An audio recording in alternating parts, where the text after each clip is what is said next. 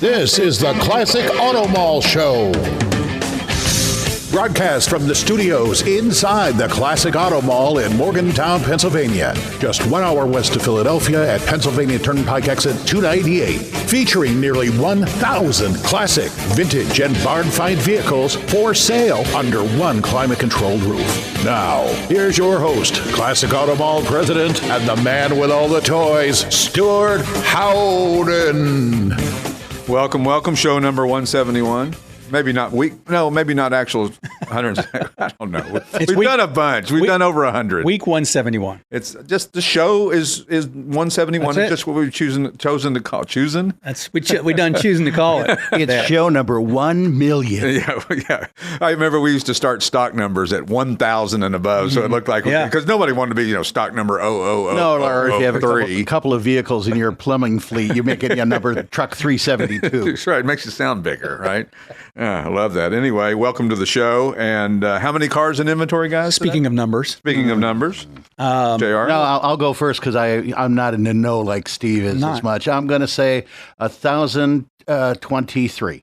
That's a good guess. I would say, what did you say, 1023? I'm going to go 1024. Oh, thank you, Mr. Bob. Yeah, Bob. Price is right, cheapie. 1079. Oh, wow. Wow. You guys, I have a nice little bonus for you if you ever get it right. Oh, yeah, okay. I win, though, because I did one over without going over. Yeah, one over without going over. Yes. So we'll jump right into our special guest joining us via Zoom for the second time. We had Jay Gillotti, who's joining us from the Seattle area. Is that where you are today? Good morning or good evening. Sorry. It's morning. Yeah. It's dark morning. Well, it's we're somewhere after 11 around here, I think. And and raining. And what? It's like Seattle weather here. Yeah, it is. It's foggy and damp and dark. Anyway, we had Jay on back in September, and we promised that we would get regroup when it got closer to the Mecum sale coming up with the 917 Porsche, which has really got everybody talking. I mean, and of course, Jay has written a book called Gulf 917. So if you're not the expert on it, I don't know who is. So welcome to the show, Jay. Thanks very much. It's great to be back with you guys. And it is convenient that I wrote the book when I did. So it's something we can refer to. And sure. I included the two Le Mans movie cars, which includes Jerry's 022 in the book. So it's all good. Yeah. We, when we talked before and we talked to some other people, there was some question on whether Jerry still owned it or if he'd sold it to somebody else and then that person was consigning it. But it's come out in the past week or so that it's definitively Jerry that's consigning it, as he talked about it on Spike TV with Spike Ferenstein and Zuckerman, whoever that guy is, some guy who is an attorney whose buddy's and a car collector. And he's, quite certain that it's his car. And what a car it is. I mean, is there any more iconic race car ever? It's hard. It'd be hard to top it. There are a couple other Porsches that I can think of that are close, maybe in the same league. In fact, the next sequential serial number 023, which is the car that Richard Atwood and Hans Hermann actually drove to win Le Mans in 1970. Right. It's the first Porsche to win Le Mans. It happens to just be coincidentally the next serial number. That car, could potentially give it a run for the money in terms of its historical importance. But it doesn't have the broader cultural connection, the connection with Steve McQueen and the Le Mans film and Seinfeld himself. So it's a little bit different. But yeah, it's really hard to top this particular car. And this particular car, 917022, has a impeccable lineage. I mean, you can follow it from day one till now, the owners. Yeah. And a lot of times at auctions, you don't know who the owner is. It's I don't know if a secret is the right word for it, but people just don't want necessarily people to know ahead of time because they might try to buy the car out from under the auction house or whatever the thing is. But it's interesting with this one is that we absolutely know, watching the two TV specials, that 917022 is Jerry Seinfeld's car, and he says it's time to pass it on to somebody else who can enjoy it, and I applaud him for that. Yeah, I mean, at first I won't say shocked, but I was surprised that Jerry would want to let it go at this stage. But I'm starting to understand a little more after hearing him in a couple of these interviews. It's making more sense to me that he wants to let it go. And to your point, the ownership of these cars is often very secretive. And when they sell, often they sell privately, so we don't know what they're selling for. They don't sell publicly all that often, so this is going to be very public, obviously. Yeah, which can lend itself good or bad. I mean, you be careful. You just don't know. I mean, it's going to be a significant amount of money. Recent sales have included pretty high prices on these. The last few that have sold. Yeah. Well, probably the best comparable is chassis number 24. Which is the other car that was used in filming the LeMans movie. Right. And that's the car that was owned by Joe Siffert, and he leased it along with a bunch of other cars to the production company. Wonder what that payment per month was. Yeah, well, who knows? Siffert was known as quite a wheeler dealer in his day. And so he leased a bunch of cars to the production company for the making of the film, including the 024, which he had purchased from Porsche. And that's the car that is now in the Brumos Museum. And that car sold at Gooding in 2017 for a little over $14 million. Wow. And so that's a pretty good comparison. Sure. We also have the 026, which was bid to close to that same number in 2021, didn't sell. Right. Subsequently, we think it's been sold privately. Again, we don't know exactly what it sold for, but we know it was bid to about $14 million in 2021, and that's the car that Hobbs and Halewood actually drove at Le Mans in the 1970 race. Right. So those two are pretty good comparisons as far as, in my mind, setting the floor. Right. And the McQueen factor always makes a difference. Not every celebrity ownership makes a difference in price, but you take McQueen and Seinfeld, arguably the most visible, high-profile Porsche collector that there is, with a collection that's staggering. But I love, like you said, that he said that, people say this and they don't always mean it, but I think he does. We're just stewards of these cars. We're just keeping them until it's the next person. And why keep it till he's long gone? And not only he's long gone, but anybody that had any real connection or really, could afford and wanted this car might be long gone too by then, in 20 years or 30 years or however long he lives. Yeah. That's one of the questions is, what's the power of the Steve McQueen connection and how much, value collectors may place on that at this stage, because, the people who grew up with Steve McQueen, and, admired him, those folks are getting on in years. And so that's the question, is how long does the Steve McQueen impact carry value? And so we're going to find that out, I think, as part of this auction. The car would be worth a lot of money either way. Right. But the Steve McQueen connection and this cultural, it is a cultural sort of touchstone, that makes it different from any other 917. Sure. And you got to wonder, can you count on two hands and 2 feet the number of people that can afford it and then want it? I mean, it could boil down to 1 or 2 guys. Well, the auction hopes 2. You need 2. You got to have 2. If you don't have 2, you're going to be in trouble. But be nice if we had 3 or 4. And I think there will be. I mean, there's enough wealth. My goodness, we talk about this all the time. The amount of wealth in this world is, to some guys, 14, 15, 20, 25 million, whatever the number ends up being, is not a lot of money to them. You got guys who are worth billions of dollars. 25 million on a car, that's not, not much of anything. And of course, the factor for Steve McQueen, we've seen in lots of instances, notably the 911S that he drove when he was in LeMans in France making the movie, and subsequently, I believe, was in the movie as well too. Brought $1.3 million, which in the perfect world stuff, it would bring, gosh, maybe 250 or something like that, 300. It used to be that the Steve McQueen cars could sell for, or Steve McQueen cars could sell for 7, 8, 10 times the intrinsic value of the car.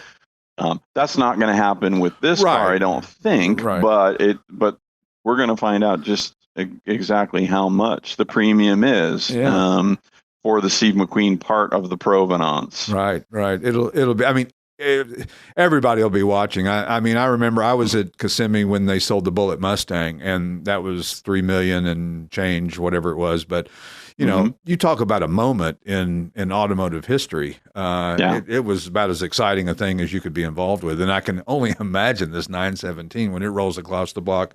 January the 18th, 2025, is when this thing's going to be auctioned off. Yeah. I imagine there will not be an open space in the building.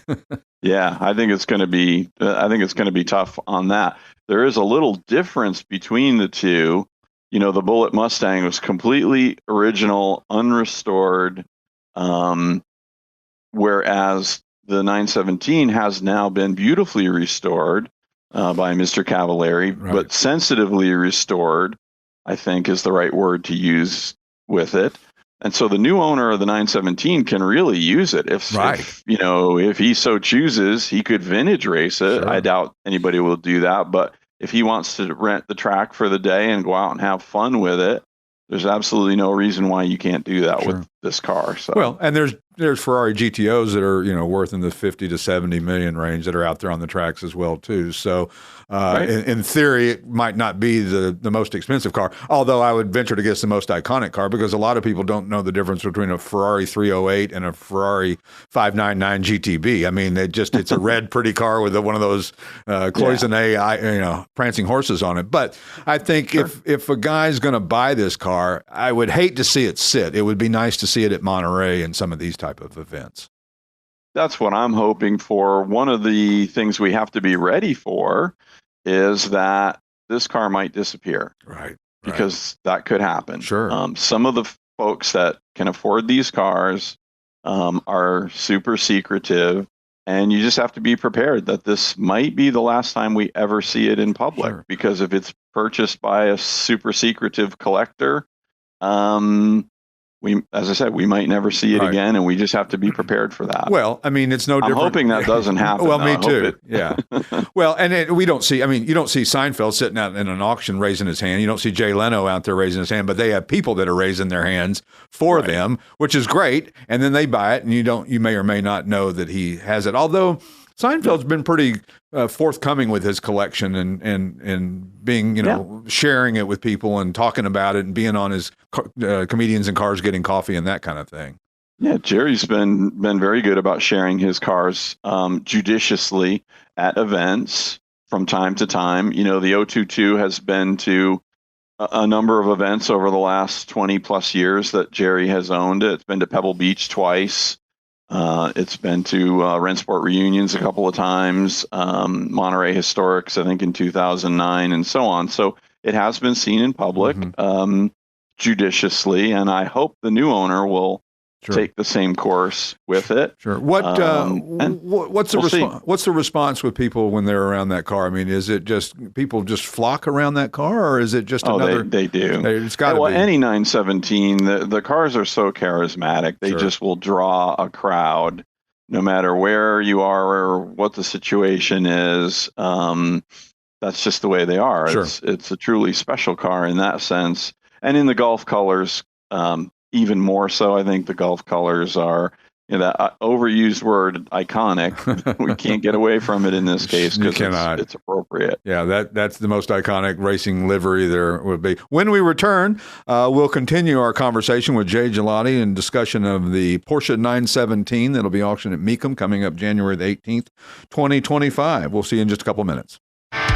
The Classic Auto Mall has more than 1,000 vehicles for consignment in our huge 8-acre climate-controlled showroom. It's a real indoor mall. If you'd like to know all the advantages of buying and selling a car through consignment, the information is available on our website, or you can talk to a classic car specialist who can answer all your questions. It's easy, safe, convenient, and it doesn't matter where you are. We sell worldwide. See our huge selection of classic and collectible vehicles at classicautomall.com.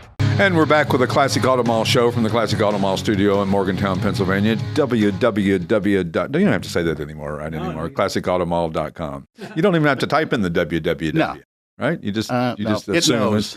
It know. How do it know? It's like the thermos. Anyway, joining us via Zoom on the far, far, far left coast out there in Seattle, Jay Gillotti, author and Porsche 917 aficionado and expert and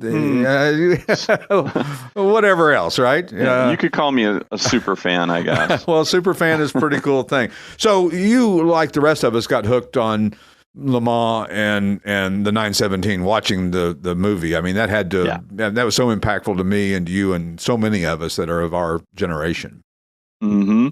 Absolutely, yeah. And the thought experiment is, if it weren't for the movie, would we even be having this conversation? I can't imagine. The 917 would still be a historically significant car, but would it have the impact? And would there be the same interest in the car without the film? I tend to think not. Right. But yeah, and it's such a coincidental thing that, Steve McQueen wanted to do a racing movie for a number of years. And it's just kind of coincidence that when his schedule opened up to do the movie, it happened to coincide with this, this point in time where Porsche has outsourced the factory racing team to John Wyer's team with Gulf sponsorship. So that's where the Gulf Livery comes into the story in 1970. And that's the year when Steve McQueen is, ready to go to actually make the film. And it's also the year where Porsche wins the race overall for the first time. So there's all these things that come together exactly in the right place at the right time, to make this all happen. Sure. Well, I mean, and McQueen bought this 917 from the factory new, right? What do you just call him up and say, hey, I'd like to buy a 917. I can't imagine they would take many calls of that nature. I would imagine that you had to know somebody or be somebody to buy a 917, or maybe not. Maybe if you had the money. I don't know. What would they have cost back then? Any idea? I think the cost new was, I want to say, in the $35,000 to $40,000 range. In 1969, which was a lot of money. A lot of money. I mean, a new Cobra was $7,000, or a GT40 was $12,000 or $15,000. So that was a significant amount of money. Yeah.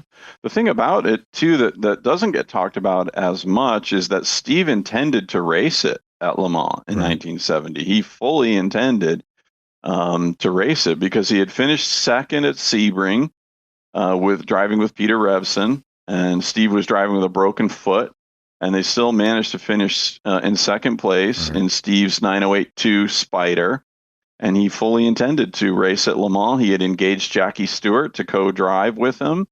This is something that I always thought was a legend, but when I wrote my first book, I was actually able to confirm with Jackie that, yes, Jackie was signed up to do the drive with Steve. And the reason it didn't happen was because of basically the insurance on the movie itself. In Hollywood, they have what's called the completion bond system, where the movie studio takes out insurance against a disaster that prevents a film from being completed. Right. Well, and the disaster would be if Steve were actually in the race and had been injured or, God forbid, killed in the race, then the insurance company would have to pay off. And so that's really the main thing that prevented Steve from racing and prevented the 022 from actually being entered in the race. But then he did, of course, drive it a lot in the stage sequence filming from June through November of 1970. Which was probably just about and probably just about as dangerous. Probably the danger factor was only mitigated a little bit, right?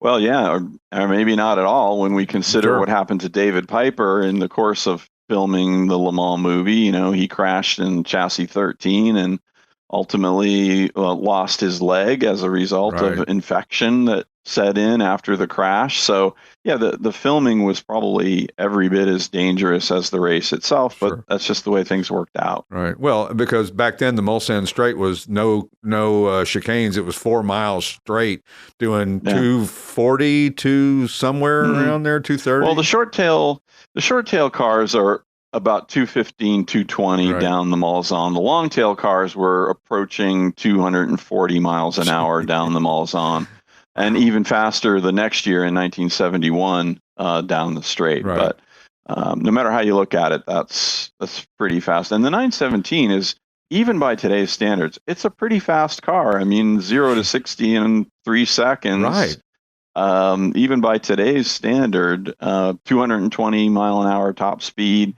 Of course, it only weighs about 1,750 or 1,800 pounds. With almost 600 horsepower, right? Well, in the case of the 4.5 liter that is in the 022, about 580 horsepower. Right. So it's a pretty fast car, even by today's standards. But as far as safety features and all the stuff that we have today, not even light years different, obviously. But you know what Seinfeld said, which was interesting? He said, the cool thing about the 917 is it's just like every other Porsche. It's pretty easy to drive. And where do you hear that about a Le Mans winning race car from the 70s? They're all finicky, Yeah. Yeah, but I've heard that from other people besides Jerry. Right. I've heard from other non-racing drivers. I've heard that same comment that if you're lucky enough to get a chance to drive a 917, there really are lovely cars to drive. Not that hard to drive, up to about 85 or 90% of its performance. Right.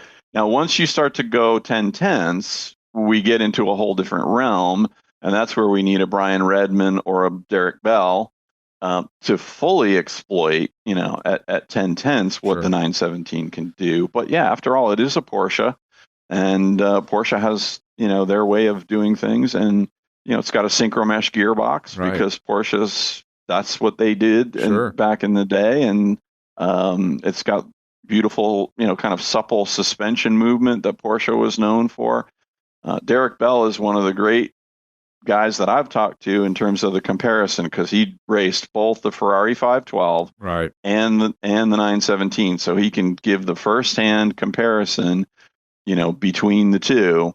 And he's pretty clear that the 917 was the one you wanted to drive. Sure. Well, I think that race cars. I've ridden with the instructors at the Bondurant School, and what we drove the Mustangs around the track and then get in with them, it was like two different cars. It was, you weren't even in the same ballpark of what these guys could wring out of these cars, and that's what a good race car driver is. And of course, Brian Redman, the king of endurance racing. I mean, if there's anybody that's more associated with endurance racing than him, I don't know it. And he's going to be on our show. We're going to have him on next Wednesday, so I'm excited. Oh, great. Yeah, I'm really excited to have him on, and we'll continue the conversation with the 917s, and I'll ask him how hard he's kicking himself for selling that thing. Although, it's all relative. Well, Listen, if you sell something to make a nice profit on it or whatever, then that was at the place and time when that made sense. Nobody could predict what was going to happen, because I can tell you, 20 years ago, a 935 Porsche had a hard time selling at Monterey. They weren't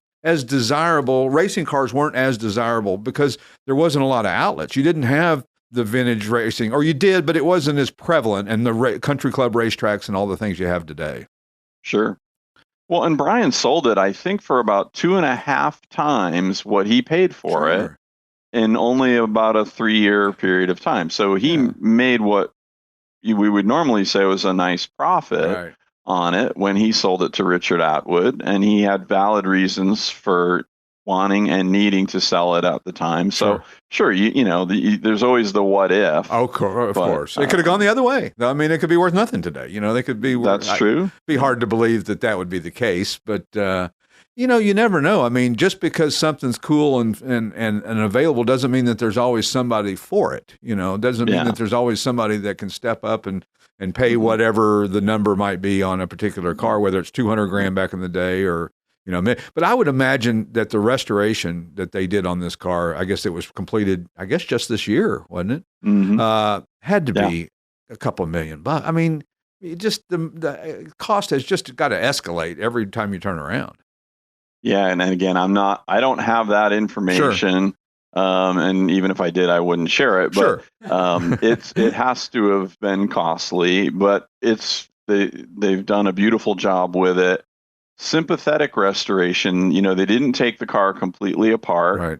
So, for instance, the cockpit area where the fiberglass is bonded to the frame, they left all that intact. Right. They didn't actually remove the fiberglass, from the frame because there was no real reason to do it. And why destroy the originality of those areas of the car if you don't need it? Same thing with the steering wheel, which they haven't touched. The gear knob, they haven't touched. So there's things that they have left as original as it can be.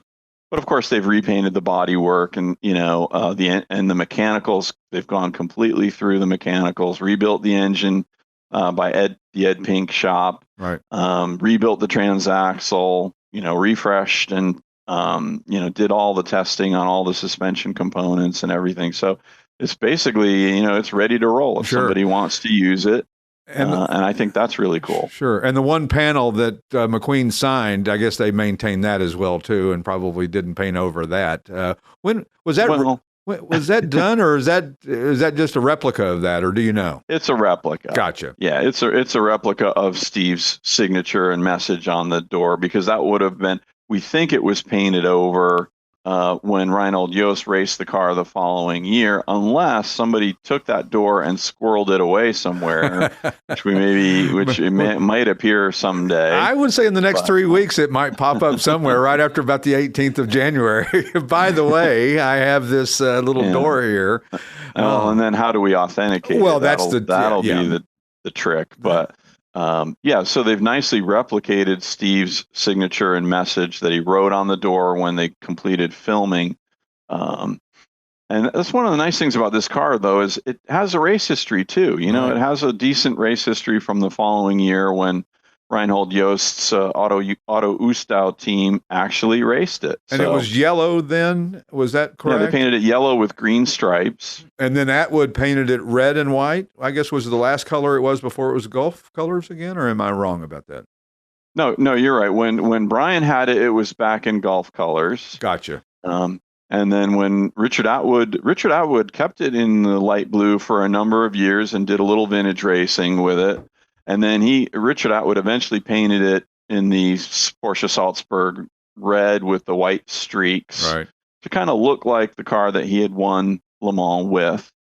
It was in those colors until about 1999. There's actually a good video on YouTube of Richard Atwood driving it up the hill at Goodwood in 1999. And I mean, he's really on it. Really? He's not like doing a parade run up the hill. I mean, he's like flat out in the thing up the hill, and it's really cool. I'm going to have to look But then, that of up. course, when he decided to sell it right after that, they put it back to Gulf colors. And Brian told me that, they tried to place it privately for quite some time. Right. Brian acted as Richard's agent when Richard wanted to put the car up for sale.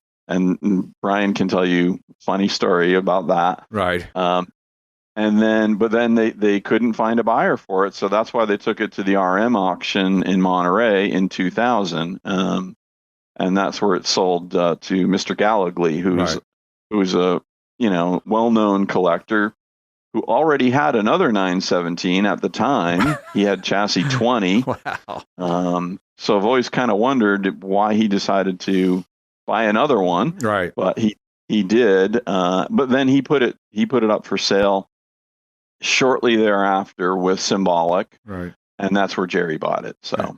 Yeah, and that was a private sale, of course, that we were referencing earlier, that you don't always know what these things trade for. That's what they talk about, the Ferrari GTOs and all that. Yeah, so in 2000, it sold at auction for about $1.3 million. Wow. Which would be a bargain today, but, Sure would. But hard to have said that back then, right? Yeah. Well, because they're race cars. I mean, I don't even think they don't have titles. They don't. You get a scrawled bill of sale from some guy, and here, this is your car now, and here's a little trophy tag on it that says what the serial number is. And unless you got proven, how many were built? How many 917s were built generally? Well, for endurance racing, Porsche built approximately 45 chassis in all. Right. If we include the Can-Am cars, we get up to about 65 cars. And then of the 65, there's roughly, by my count, there's roughly 50 that still exist in some form. And, we have the issue with recreations now, claiming original chassis numbers, and that's a whole other topic. But with the 022, we don't have to worry about that. Sure. We have this beautiful, unbroken chain of ownership, is well known. So we don't have to worry about, the provenance of the car is really good. Yeah. And, which is important. It's very important. Well, and it's one of one in a sense, because, the Gulf team raced 14 different chassis, plus we have the 2 movie cars. So that's the 16 cars that are in my first book. Right. But this is the only one that was owned by Steve McQueen and Solar Productions. Sure. So that kind of brings it down to a one of one. And you can't replicate it. No, you can't duplicate one of one. And of course, I love the gathering that you helped arrange at Pebble Beach. Was that 2021 when 21? Yeah, all the 1917. Supposed to be 2020. Right. Hello. We were going to do the 50th for Porsche's first win at Le Mans, but of course the pandemic ruined that, right. And so we had to shift everything to 2021. That's one of the greatest automotive pictures ever. I mean, it's just so cool to see. How many of them did you have there? Was there 12? Well, we had 13. 13, that's right.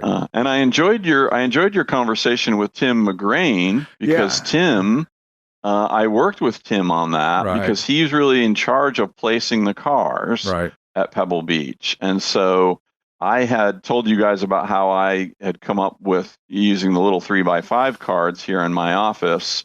I had come up with the general scheme of how I thought we ought to park the cars. But in terms of the actual placement of the cars for the photo session, that was really Tim and Ron Kimball, the photographer, that really did it. Right. And I just sort of stayed out of the way.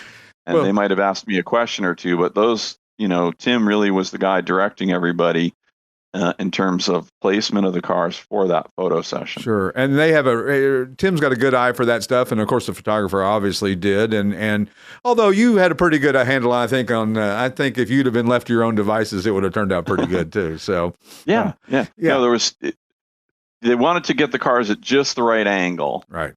So that the photos would look as good as they did. So, and in just the right spot on the 18th fairway at Pebble Beach, because it's a long fairway, so you have some choices as far as where exactly do you place the cars. Right. And so that's where Tim and Ron really, I thought, did a great job. Well, and they had a very narrow window of time to do all this, right? It wasn't like you had, you had a couple of days. I mean, you had less than an hour, right, or something. I mean, it was Saturday afternoon, the day before the Concours, and it took about 3 hours to set up to actually get all the cars in place, because the cars were not arriving all at the same time.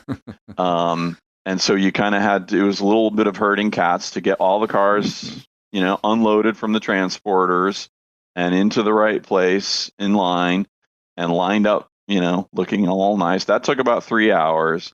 But as I told you guys, it really was only about 45 minutes from what I can tell that the cars were in place, everybody out of the way, and the photo session, actually taking place. Sure. That was about 45 minutes total.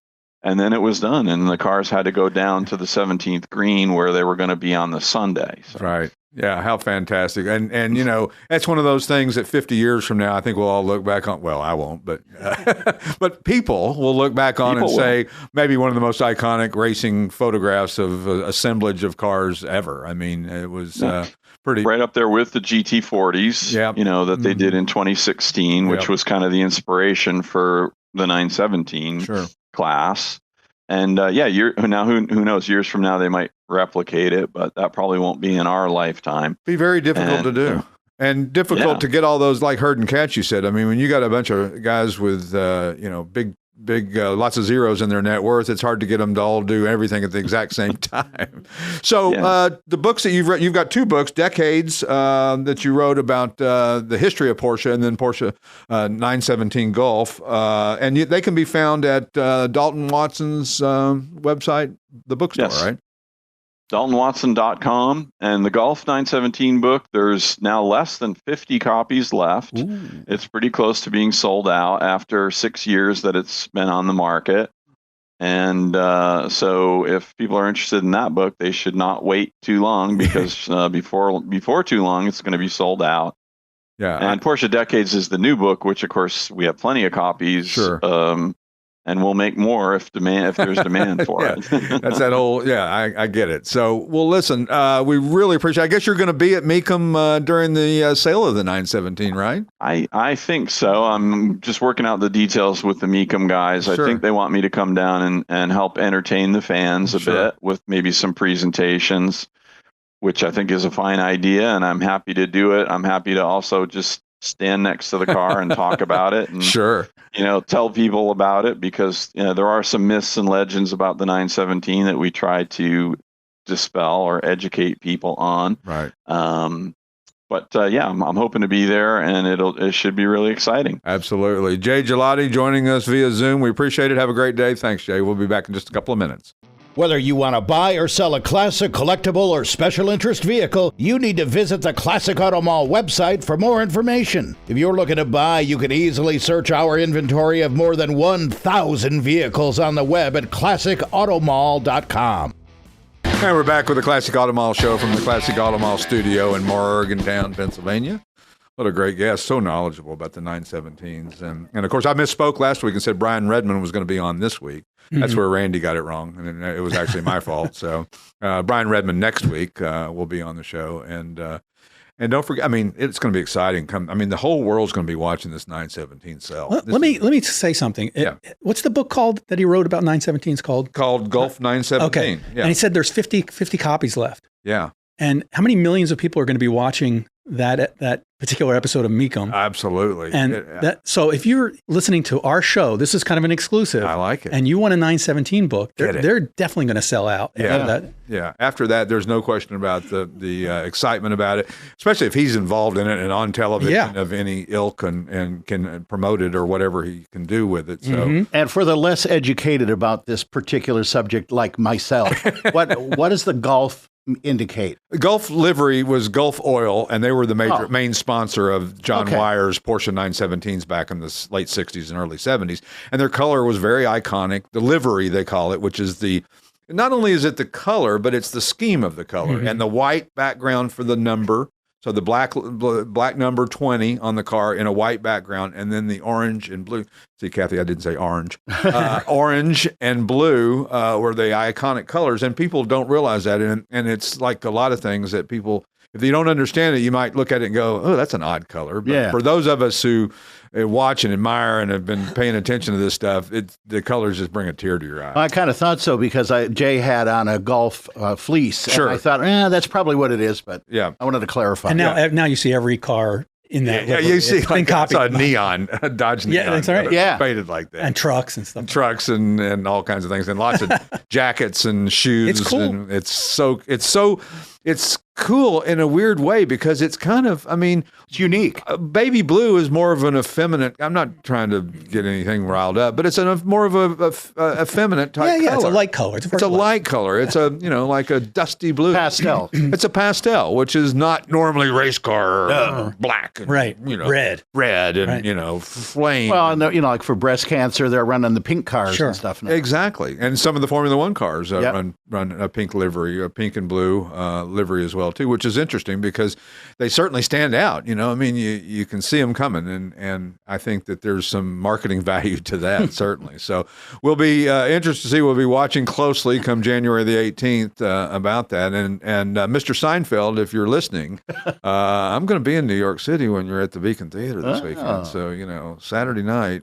little backstage action. Yeah, we'll be there. So reach out 417-26. No, I better not give my cell phone number out. 610-901-3804 for Jerry. That's 610-901-3804. I'll be anxiously waiting your call. And an open invitation to Classic Auto Mall. And come see us at Classic Auto Mall. Yeah, we'll give you the nickel tour. We'll ride you around on the golf cart. That's right.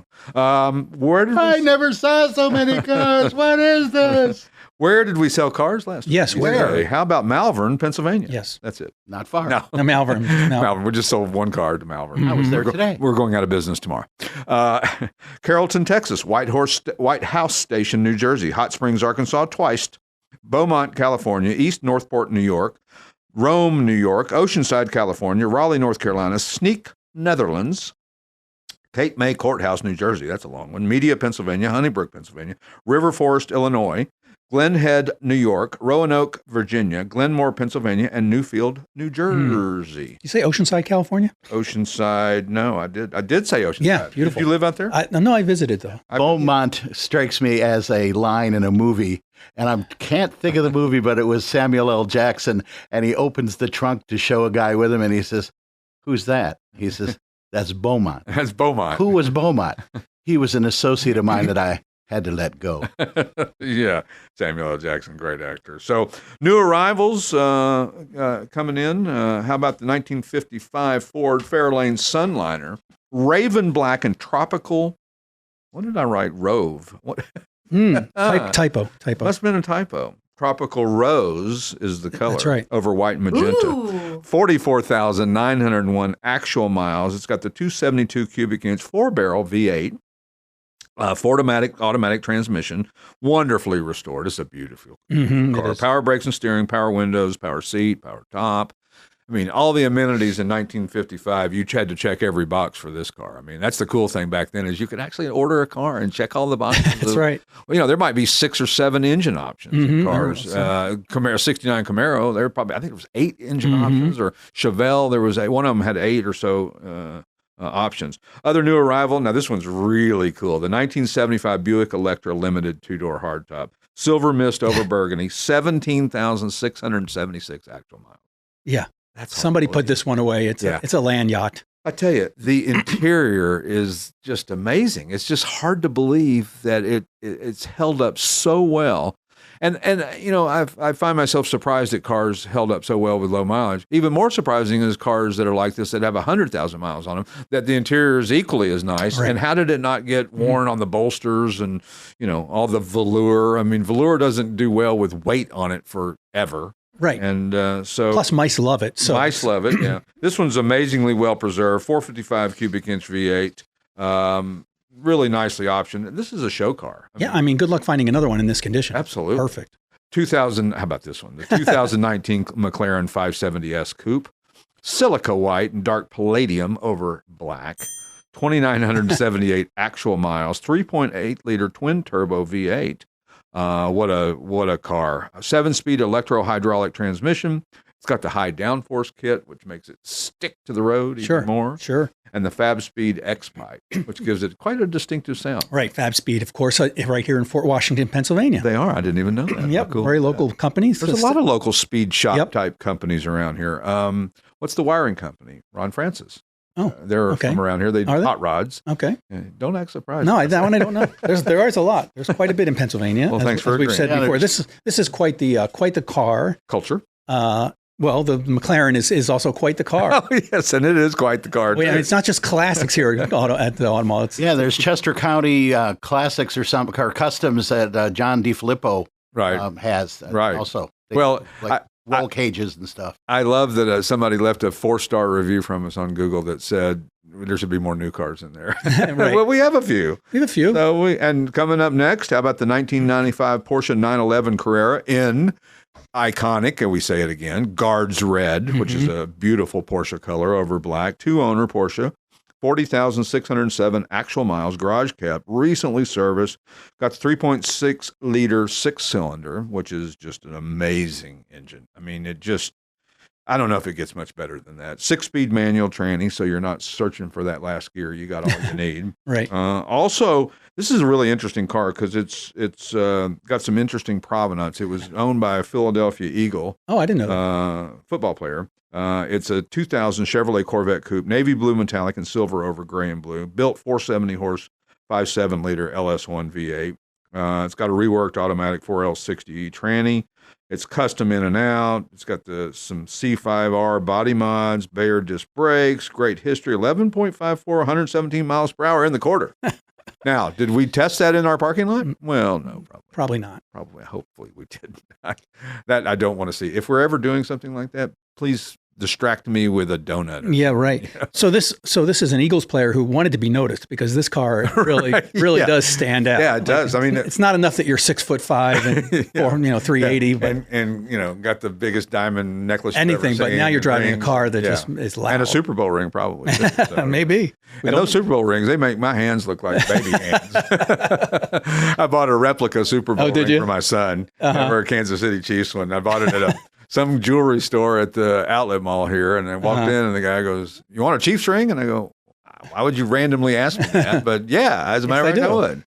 So, but how about the 1989 Mercedes-Benz 560 SL Roadster, which you asked me, what makes this car so valuable? Right. And what makes it so valuable is the fact that it has 11,416 actual miles. Ooh. Not the only thing that makes it valuable, though. Mm-hmm. It is the last year for this body style in the SL. In 1990, they came out with the newer, almost what we see today. Yep. Or similar to what we more see wedge today. shape. Yeah, more wedge shape that we see today. But this was the last of the iconic. This is what the 450 SL looked like. The 560 SL was the continuation of that. And the cool thing about it is that, you talk about the most iconic car. If a signal that you've made it wasn't driving down the street in a 450 SL Mercedes with a gold Rolex on, then I don't know what signified. I mean, you were in LA during this period. Absolutely. And this was the car to have. Yeah, I was offered a job to work in Ventura, California, and the guy that offered it had one. He had to take it. He let me drive it to the shop because it was his wife's car. And I was like, that was nice. Well, it was nice because he probably figured if you wrecked it, he could blame you and not have to take the heat. But this thing's been garage. I mean, it's almost showroom condition. Both hard and soft tops, which are important to have.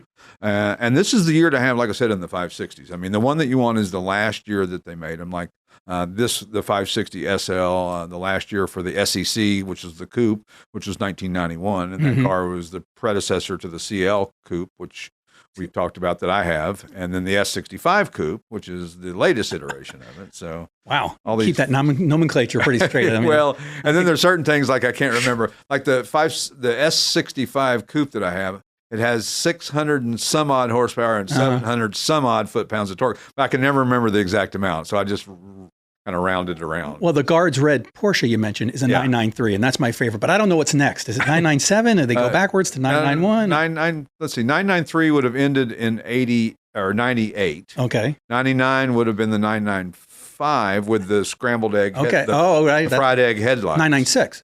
Yeah, and then 997 would have been 2005. They made the 996 and the 997 in the same year because I have a 2006 997. So gotcha. There you have it. So 993 is my favorite. So that's a beautiful the one we car, have. and it's air cooled. It's the 1998 or 9 or whatever is the last of the air cooled Porsches, which the purists think are the only Porsche to own. Right. Although I love my water cooled Porsche, and it's talk about what Jerry Seinfeld said about any Porsche. It's really easy to drive and it's fun to drive. It's the most fun car I have to drive that I've ever driven. Nice. But anyway, so saying a lot. Guards Red, there it sits right there in front of us. Yes, beautiful.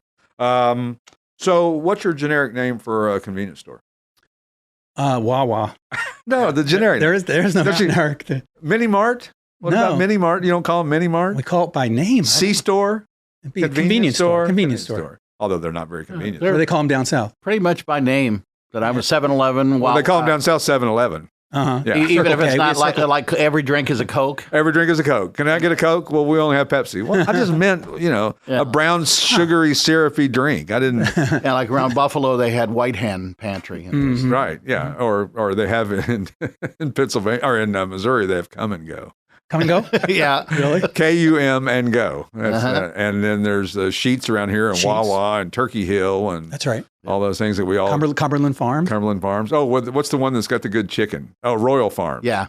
They've got and Buc-ee's. Everybody's talking about Buc-ee's now. Oh, We don't have Buc-ee's. Yeah, they've got one in Sevierville, Tennessee, where you get off the exit to go to Gatlinburg and Pigeon Forge, and it's got like 150 gas pumps. I mean, they're pumping gas like they may only be making a penny a gallon, but by God, they're pumping a lot of gallons. They're like Walmart, you know. Well, we're in Sheets country now, but this is where Wawa and Sheets kind of collide here in Berks County. I know more about Sheets just because I spent more time in areas that it was close to, but they're a great store. I mean, they're not Wawa. Oh, well. That's the whole rivalry in Pennsylvania. It's Steve saying that, not yes, me, it is. Sheets. Mr. Right. Sheets. Brought to you by Wawa. Yeah.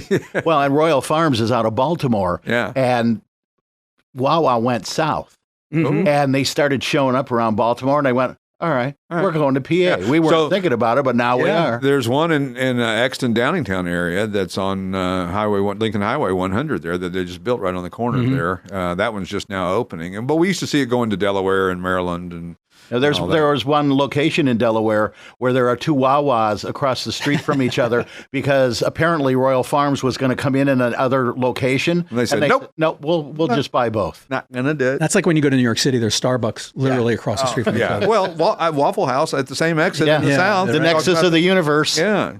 So I saw on somewhere, one of the sites that I'm perusing daily to get my good content, the Russian limousine that they have for Russian dignitaries. It's the Aurus, A-U-R-U-S, Senat, S-E-N-A-T. It's a Russia's Rolls-Royce. Okay. It's a 4.4-liter twin-turbo V8, 590 horsepower. Porsche's reportedly involved, and Putin gifted two of them to Kim Jong-un because he liked it. Wonderful. Yeah, I'm sure. Why are foreign, like Japanese limousines and Russian limousines so odd looking? They're they're like those, like you get those Toyota limousines that we don't ever get over here. But those rounded Lincoln Town cars were pretty weird looking. Well, that's true too. They certainly didn't fit the bill of the regular square-bodied Lincoln. But you know, you never know. I had a friend that wanted a Zill back in the day. It was kind of like the Packard of Russia. Exactly. So you probably won't see many of those around, and nor should you. So we will say no more about that. And hopefully next week we will have our friend Brian Redmond on the show, so we can talk a little bit more about the 917 and his illustrious racing career, which he's basically referred to as the king of long distance racing. So we'll see you next week on the Classic Auto Mall Show. You've been listening to the Classic Auto Mall Show with your host, Stewart Howden. Executive producer, Steve Safier. Produced and engineered by yours truly, J.R. Russ. Available on ClassicAutomall.com, YouTube, or wherever you get your podcasts. Music courtesy of the Pat Travers Band. For tour dates, contact, and stuff, visit PatTravers.com. Produced by Car Smarts Media. Copyright all rights reserved.